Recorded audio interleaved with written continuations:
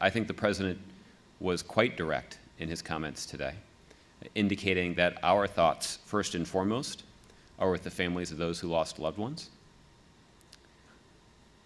And there is never a justification for carrying out acts of violence against law enforcement officers. But the President's views about the impact that the easy availability of guns has in our community is a significant source of concern to him.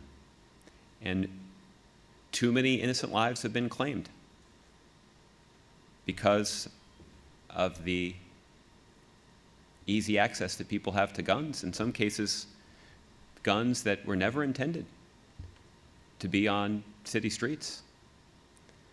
So the President's policy position is clear, but the President was just as clear about the fact that our foremost concern right now is consoling and supporting the families of those police officers who were killed and the broader community in Dallas that is feeling quite acutely the tragedy from last night.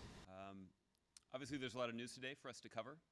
Every leader interaction that I was present for began with leaders expressing their condolences for what took place in Dallas. I would note it was particularly poignant that was the very first thing that President Ghani of Afghanistan said.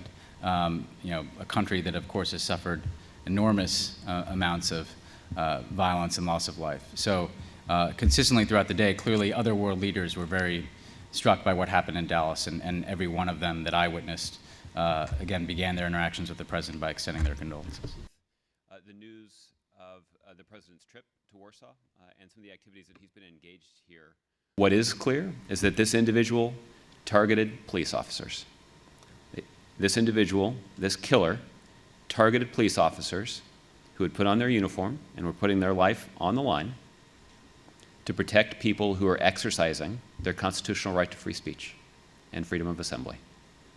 And I think that is a powerful, maybe even chilling illustration of what our men and women in law enforcement do every single day.